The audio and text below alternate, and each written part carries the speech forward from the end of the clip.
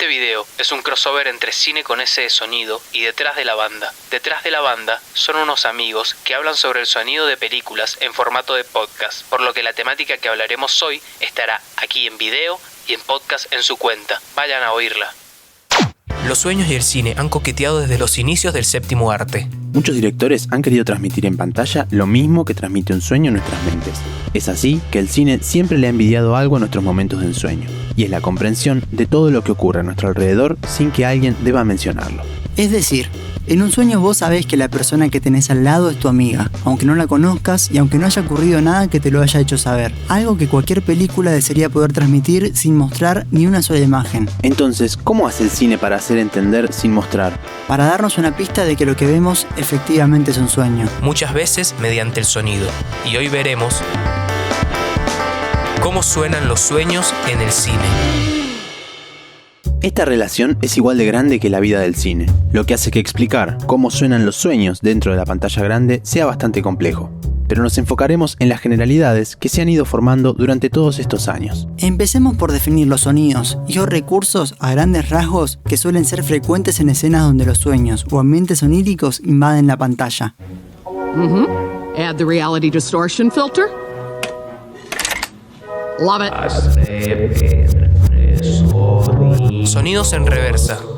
Estos siempre han estado ligados a momentos de ensueños, en el cine y en la música. Tienen que ver un poco con el ambiente que generan, instrumentos y voces difíciles de entender que cambian de dinámica de una manera poco habitual para lo que estamos acostumbrados a oír. Carstel, let's rock, Carstel. ¿Cuándo oímos a alguien hablando al revés? O una canción que suene para atrás, según el cine, en los sueños.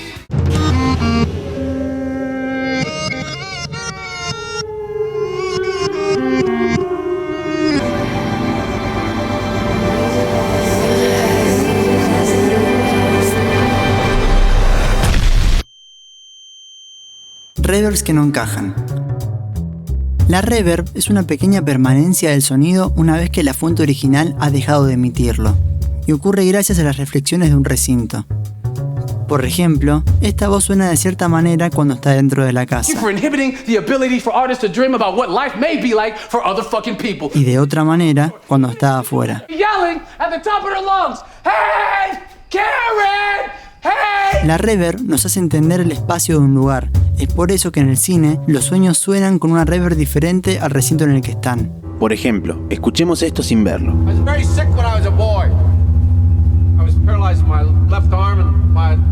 Esta voz pareciera que está en un lugar grande, cerrado, algo así como una cancha de básquet. Pero al ver las imágenes observamos que se trata de un lugar abierto donde la reverb sería absolutamente diferente.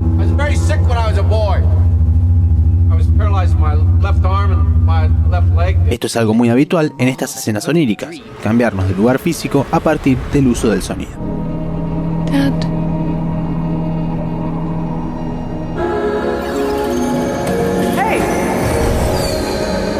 El siguiente recurso lo explican mucho mejor los chicos de Detrás de la Banda, por lo que recomiendo que vayan a oír este episodio versión podcast en su cuenta. Existe otro recurso que suele usarse mucho y son los instrumentos de cuerda de una orquesta, que pueden estar dentro de una obra musical o solo usarse como efectos especiales. Este recurso quizás sea uno de los más antiguos para sonorizar un sueño en el cine, dado que primero, cuando el cine era mudo, era una orquesta o algunos músicos los que acompañaban a las imágenes, y segundo, el gigantesco ejemplo que tiene el séptimo arte, ya sonorizado, perteneciente a un cruce entre Hitchcock y Dalí.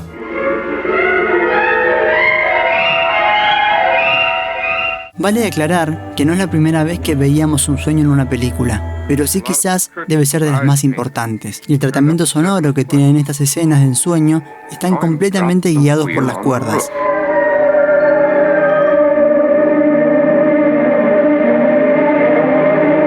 Incluso parece que en los 80, el terror creó una tendencia de cómo terminar las películas, con jump scare notorios, cuerdas muy fuertes y todo dentro de un sueño.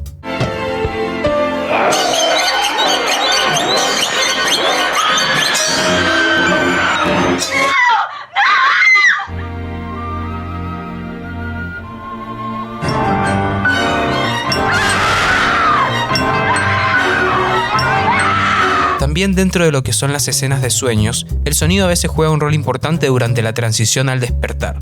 De vez en cuando se suele oír algún sonido dentro del sueño que luego denotamos era parte de la realidad. Noche quisiera hablarles acerca de la lucha por... Este sonido es la excusa perfecta para despertar. Y generalmente el comportamiento sonoro que tiene es interesante por cómo se acopla a ambos estados. What are you thinking about? Oh, just how nice things could have been if you had chosen this life.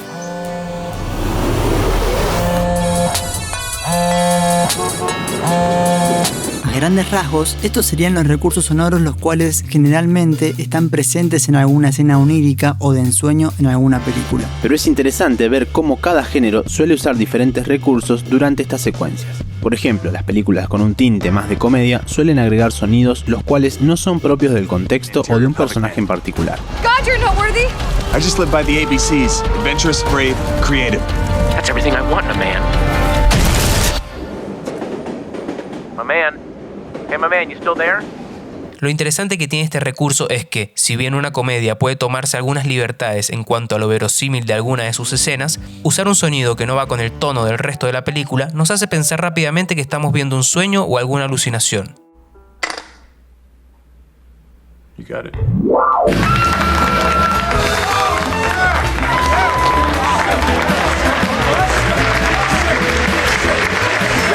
El terror suele usar mucho, durante sus fragmentos de sueños, algo que me resulta extremadamente interesante, y es el cargar una escena de sonidos ambiente, músicas y efectos al punto tal de generar tensión para luego, al despertar, volver al reposo con silencio.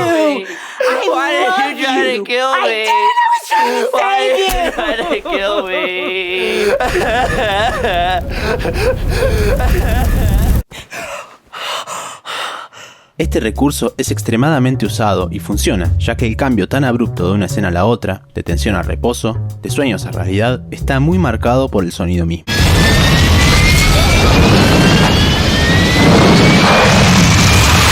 Alex, could you trade seats with Blake so she and I could sit together? She asked Todd, but he's... Como se dijo más arriba, se puede hablar largo y tendido entre la relación sueños y cine, y de hecho, en el otro formato de este tema hecho podcast por mis amigos de Detrás de la Banda, está explicado de una manera mucho más completa. No dejen de oírlo para terminar de cerrar la idea de cómo suenan los sueños en el cine. Eso fue todo con este video crossover entre Cine con ese sonido y Detrás de la Banda. Pueden dejar en los comentarios qué les pareció, suscribirse y seguirnos en Instagram a ambas cuentas. Nos oímos la próxima.